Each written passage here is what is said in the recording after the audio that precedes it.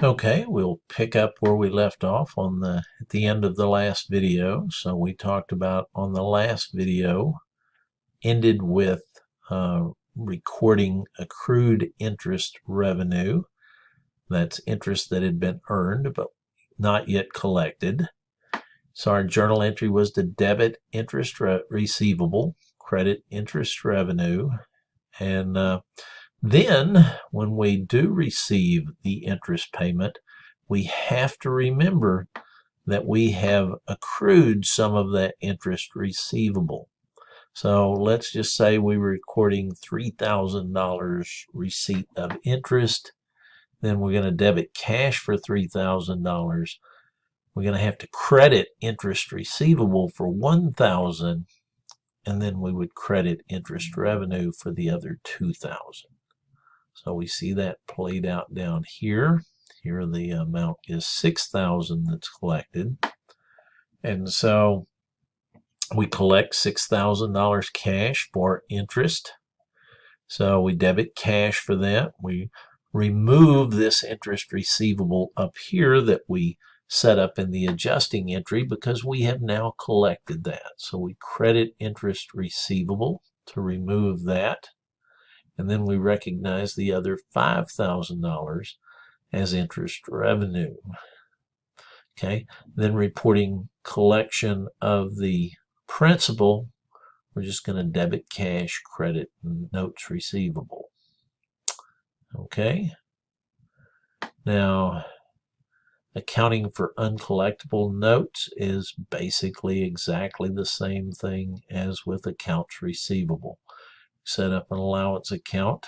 Quite often the allowance account, we just have one allowance account that covers both, but you could have separate allowance accounts. No rule against that.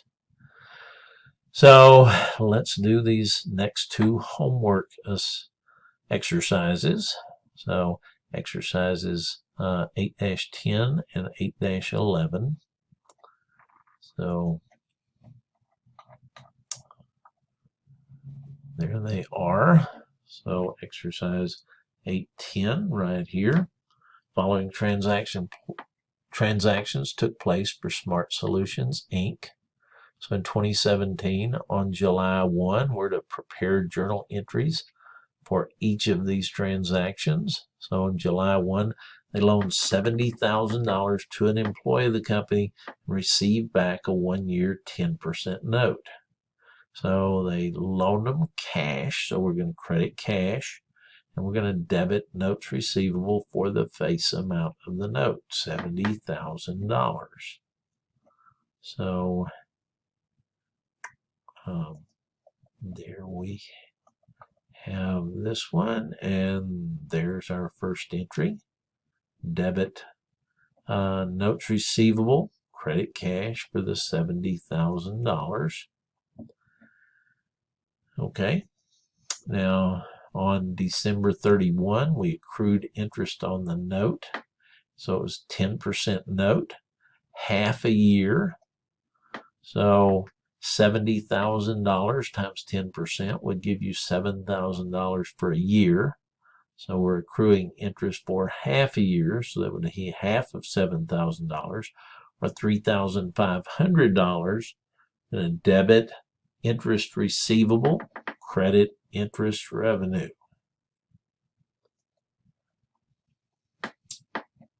Okay, any questions? Well, that's what I always ask. Sorry about that. But there's our debit to interest receivable, credit to interest revenue. Now, go back to the problem. Part C, we received interest on the note. No interest has been recorded since December 31. So they paid us the $7,000 interest. So we're going to debit cash for $7,000. We're going to have to remove the interest accrued here. So credit interest receivable for $3,500, and then credit interest revenue for the other half of that interest received, $3,500. Okay, so there's our debit cash for $7,000, credit to interest receivable for $3,500, credit to interest revenue for $3,500. All right. And then D, we received the principal on the note. So the principal was $70,000, debit cash for $70,000, credit notes receivable for $70,000.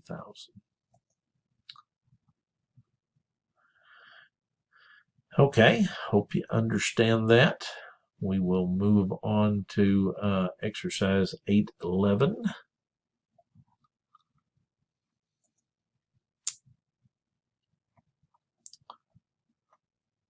Whoops, had it right there. The following transactions took place for Parker's Grocery. And again, we're to prepare journal entries that they would record. So on January 1, loaned $50,000 to a cashier of the company and received back a 1-year 8% note. So again, debit notes receivable for $50,000, credit cash for $50,000.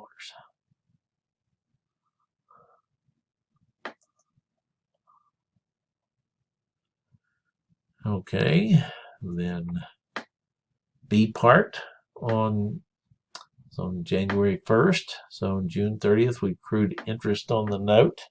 So $50,000 times 8% would be $4,000 for a year. That's half a year's interest. So we're going to take half of 4,000 or 2,000, debit interest receivable, credit interest revenue.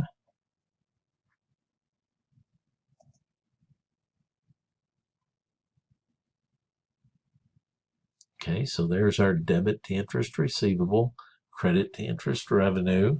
It increases this asset and increases revenue, which is stockholders' equity. Okay, then we move to C.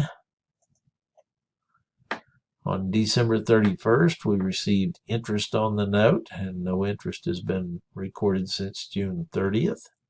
So there we collect a year's worth of interest.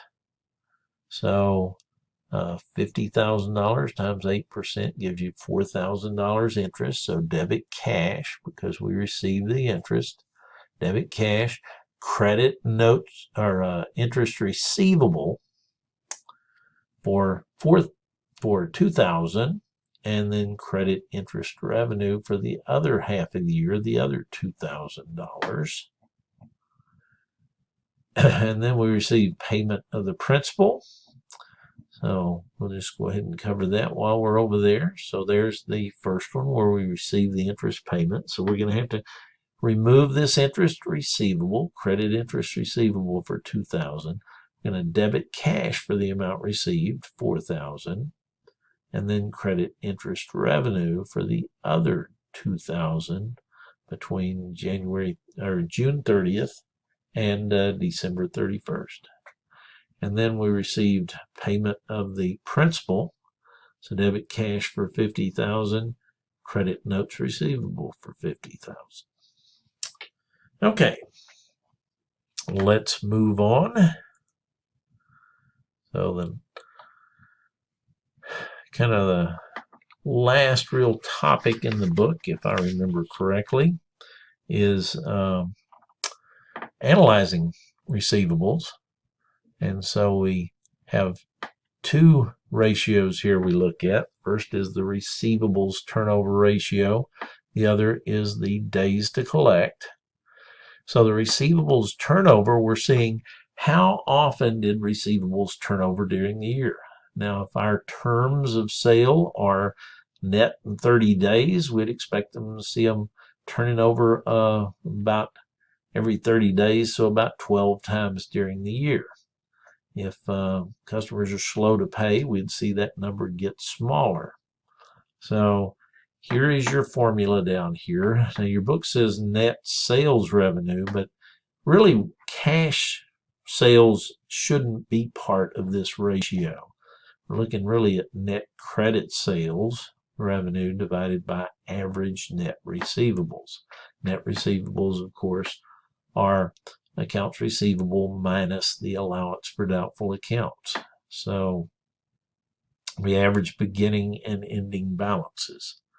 So that gives us receivables turnover ratio, and then get the average number of days it takes us to collect a receivable. We divide the receivables turnover ratio into 365 days in the year.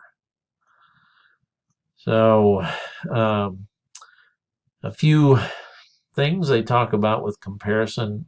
Number one, the credit terms kind of dictate a lot of this. So if our credit terms are net 30 days, we'd expect to see the days to collect pretty close to 30. Usually it's going to be bigger because there are some people that pay late.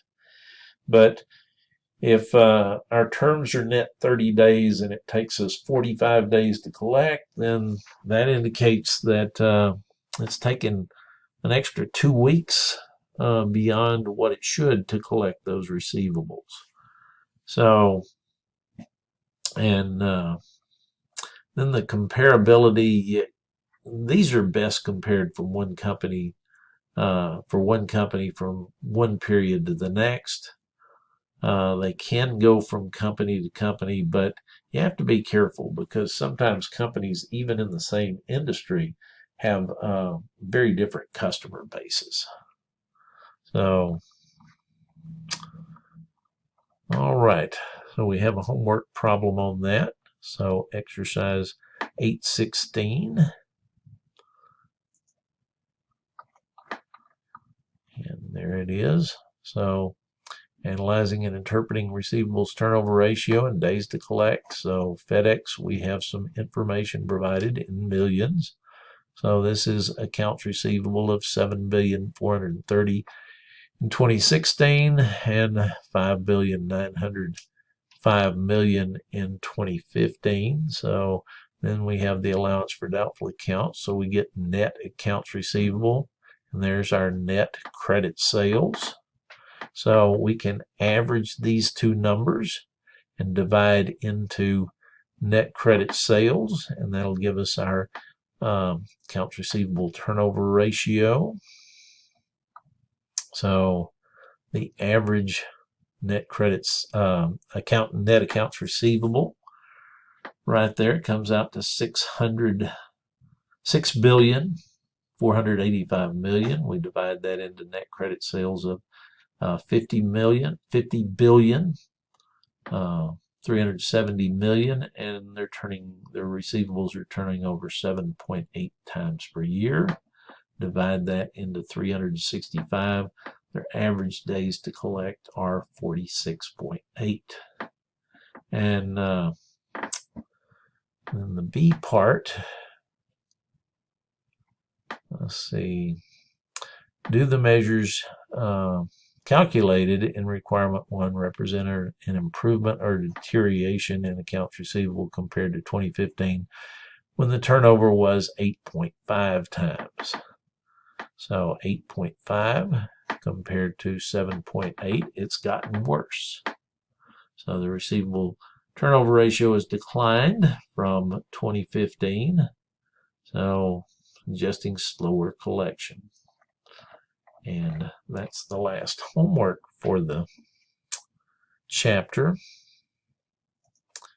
And that gets us to, we talk about speeding up collection of receivables. One thing we can do is factor or sell receivables, and banks will buy them, or there are others who specialize in buying receivables. Credit card sales, so that someone else is responsible for collecting from the customers. You get paid immediately. And then the supplement, as I talked about, the direct write-off method, which I'm not going to cover. And so that gets us to the end of this chapter. And study hard. Make sure you get it down. It'll be on the next test. And I'll end this video now, and then the next video will be on Chapter 9.